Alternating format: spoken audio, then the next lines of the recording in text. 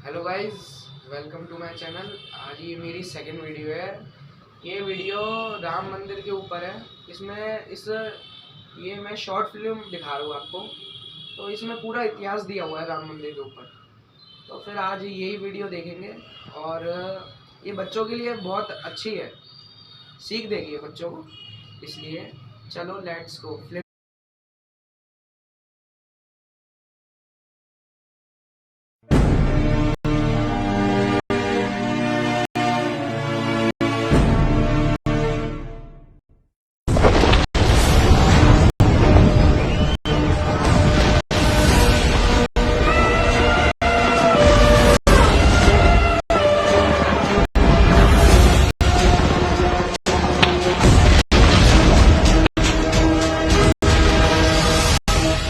इतिहास साक्षी है कि पुण्य भूमि भारत की गाथा, भारत की अस्मिता, गौरव और राष्ट्रीय स्वाभिमान के लिए विदेशी आक्रांताओं से संघर्ष की महान गाथा है। बर्बर आक्रांताओं ने भारत की आत्मा पर चोट करने और भारत का अपमान करने के लिए हमारी संस्कृति और आस्था के केंद्रों को उद्ध्वस्त किया। सोमनाथ, काशी, मथुरा और अयोध्या के मंदिरों का तोड़ा जाना आज भी भारत की स्मृतियों में जीवित है। सन 1528 में अयोध्या में भगवान श्री राम के मंदिर का मुगल आक्रांता बाबर द्वारा तोड़ा जाना ऐसी ही एक अक्षम्य घटना थी जिसने सीधे भारत के सम्मान और आत्मा पर चोट की। कारण साफ था, अयोध्या के श्री राम के मंदिर पर आक्रमण भारत की आत्मा पर आक्रमण था। जहां हर भारतीय के रोम रोम में राम बसते हैं, वह भारत यह अपमान कैसे सहता। राम मंदिर पर आक्रमण भारत को आहत कर गया था। विदेशी हमलावर अपनी बर्बरता दिखाते गए और भारत अपने आत्मगौरव को फिर से पाने के लिए संघर्ष करता रहा। भारत रामलला के जन्म स्थान पर बाबर के नाम पर बने एक ढांचे को देखता और उसे हटाने का संकल्प लेकर शक्ति संजोया करता। हिंदू समाज आत्मसम्मान के रण में डटा रहा और लगातार हमलावरों द्वारा बनाए गए बाबरी ढांचे को हटाने के लिए लड़ता रहा। सरयू कई बार रक्त से लाल हुई। कभी स्थानीय शासकों ने तो कभी साधु संतों और राम भक्तों ने राम जन्मभूमि की मुक्ति के लिए अपने प्राणों की आहुति दी। 74 बार युद्ध हुए। हम कुछ मोर्चे हारे, पर रण जीतने का संकल्प कभी कम नहीं हुआ। हिंदू समाज तलवारों से रक्त रंजित हुआ, पर उसने हार नहीं मानी। उसका संकल्प अजेय। 15 अगस्त 1947 को देश की आजादी के साथ सैकड़ों सालों से चले आ रहे इस संघर्ष में नई ऊर्जा और एक नया मोड़ आया। अचानक 23 दिसंबर 1949 को बाबरी ढांचे में श्री राम लला प्रकट हुए। हजारों राम भक्त दर्शन के लिए उमड़ पड़े। तत्कालीन प्रधानमंत्री पंडित जवाहरलाल नेहरू ने उत्तर प्रदेश सरकार को श्री राम लला को विवादित ढांचे से हटाने का आदेश दिया। उत्तर प्रदेश सरकार ने अयोध्या के कलेक्टर को यह काम दिया और यह निर्देश भी कि जरूरत पड़ने पर वे बल का प्रयोग भी करें। अयोध्या के कलेक्टर ने सरकार को उत्तर दिया कि यह नरसंहार के बिना संभव नहीं है और फिर भी वह ऐसा चाहती है तो किसी दूसरे कलेक्टर से यह काम करवा ले। परिणाम स्वरूप रामलला की मूर्ति वहीं विराजमान रही। विवादित ढांचे को बंद कर दिया गया। केवल पुजारी को सेवा अर्चना के लिए भीतर जाने की अनुमति थी। फिर भी राम भक्त विवादित ढांचे के बाहर से प्रभु श्री राम की आराधना करते रहे। भारत के हिंदू समाज के लिए चुनौतियां और बढ़ गई। मामला अदालत में गया। विपक्षी दलों द्वारा अदालत में भगवान श्री राम के अस्तित्व पर सवाल उठाए गए। उनके अयोध्या में ही जन्म लेने का प्रमाण मांगा गया। भारत का जनमानस अब आहत हो उठा था। आजाद भारत में भी हिंदू समाज को अपनी आस्था और श्रद्धा के लिए संघर्ष करना पड़ रहा था। चुनौतियों के इस समय में सन 1984 में विज्ञान भवन दिल्ली में विश्व हिंदू परिषद ने धर्म संसद का आयोजन किया। इस संसद में देश भर के संतों ने राम जन्मभूमि की मुक्ति के लिए आह्वान किया और राम जन्मभूमि मुक्ति यज्ञ समिति का गठन किया। धर्म संसद ने राम जन्मभूमि की मुक्ति और वहां भगवान श्री राम के भव्य मंदिर बनाने के भारत के जनमानस के संकल्प को फिर से दोहराया। विश्व हिंदू परिषद के नेतृत्व में मंदिर निर्माण के लिए पूरे देश में अभूतपूर्व आंदोलन की शुरुआत हुई। श्री राम जन्मस्थली मुक्ति यज्ञ समिति के साथ देश भर में राम जानकी की रथ यात्राएं निकली। राम लीलाओं में राम कथा के माध्यम से भारत का आम जन फिर से जुटा। अब सबके मन में एक ही प्राण था, एक ही लक्ष्य था, अयोध्या में जन्मभूमि पर भगवान श्री राम के भव्य मंदिर का निर्माण। सन 1989 में विश्व हिंदू परिषद द्वारा गांव-गांव से रामशिला पूजन करके अयोध्या भेजी गई। 2,75,000 गांवों से रामशिलाएं अयोध्या पहुंची। भव्य राम मंदिर के शिलान्यास का निर्णय हुआ।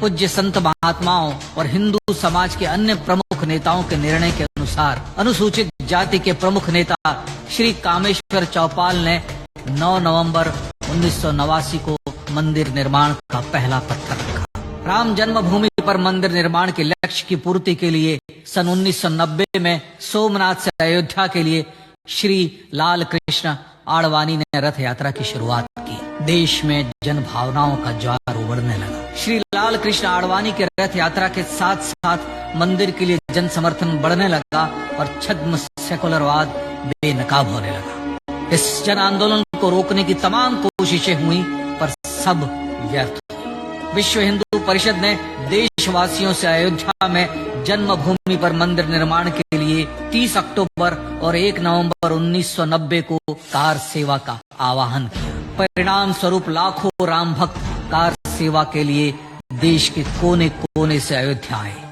इससे देश की एकात्मता का विराट दर्शन हुआ।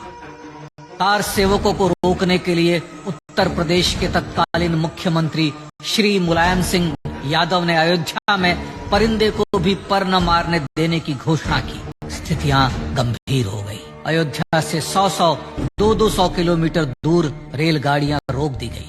अयोध्या युद्ध भूमि बना दी गई। मार्ग बंद, रेल बंद, चप्पे चप्पे पर पुलिस। अयोध्या सैनिक छावनी में बदल गई। राम नाम पर ऐसी पाबंदी कि अर्थी ले जा रहे लोगों तक को रोका गया क्योंकि वे राम नाम सत्य कह रहे थे। लेकिन सैकड़ों किलोमीटर की यात्रा कर कार सेवक अयोध्या पहुंचने लगे। राम के गीत गाते, होठों पर हंसी और पांव में छाले लिए राम काज के लिए राम भक्त देश विदेश से अयोध्या पहुंच गए। कार सेवकों पर गोलियां चली। अनेक कार सेवक शहीद हुए। आजाद भारत में जन्मभूमि पर राम मंदिर के लिए कार सेवकों ने फिर एक बार अपना बलिदान दिया, पर कार सेवकों ने विवादित ढांचे पर भगवा फहरा ही दिया और इस तरह कार सेवा सफल हुई। श्री राम जन्मभूमि आंदोलन ने भारत की सुप्त आत्मा को झकझोर कर जगा दिया था। विश्व हिंदू परिषद ने फिर एक बार 6 दिसंबर 1992 को कार सेवा का आह्वान किया। राम भक्तों को कार सेवा करने देने के लिए अदालत में प्रार्थना की गई, पर अदालत ने कोई निर्णय नहीं दिया। परिणाम स्वरूप बौद्ध, जैन, सिख, स्वामीनारायण संप्रदाय, गायत्री परिवार, हर पंथ मत विचार के हिंदू एकत्र हो गए। छूत अछूत का भेद मिटा, जाति की पहचान मिटी। हम सब हिंदू, हम सब सिंधु बन गए। राम सिंधु में ज्वार उठा और देखते ही देखते 6 दिसंबर 1992 को श्री राम जन्मभूमि से बाबरी ढांचा सदा के लिए हट गया।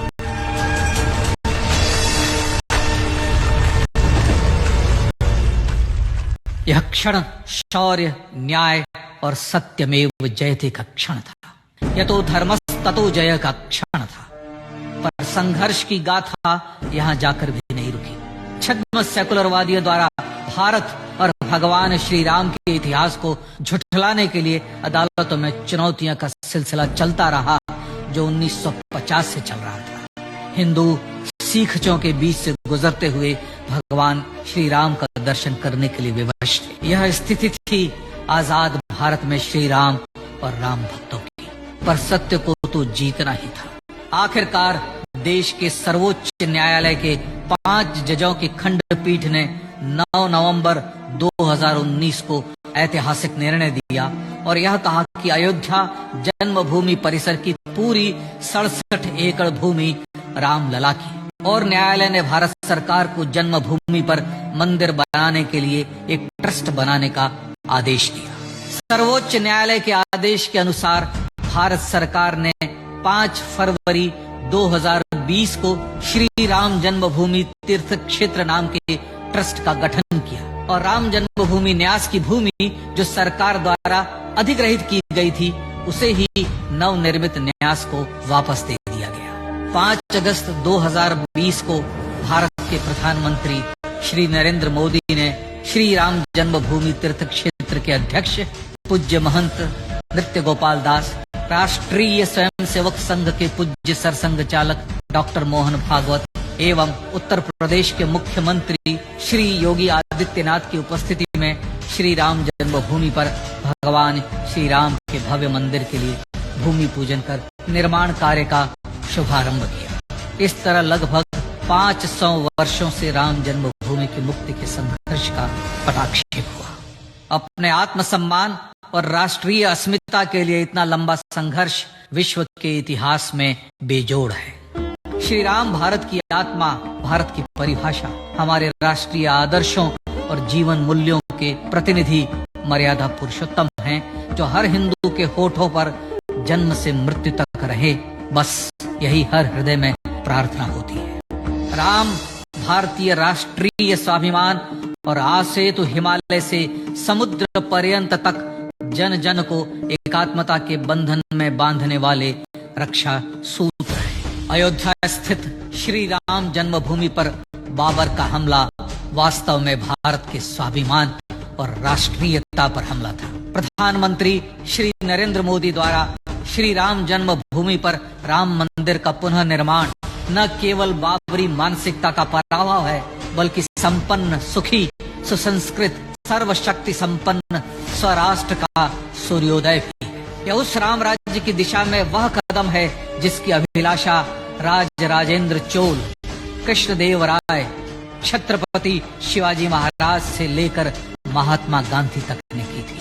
अयोध्या में जन्मभूमि पर भगवान श्री राम का मंदिर न सिर्फ राष्ट्रीय गौरव होगा, बल्कि वह श्री राम के आदर्शों का राष्ट्र मंदिर होगा। अब वह महान संकल्प पूरा होने जा रहा है। आइए इस राम यज्ञ, राष्ट्र यज्ञ में जिन ज्ञात और अज्ञात भारतीयों ने अपनी आत्माहुति दी है, उनका पुण्य स्मरण कर उन्हें श्रद्धांजलि दी।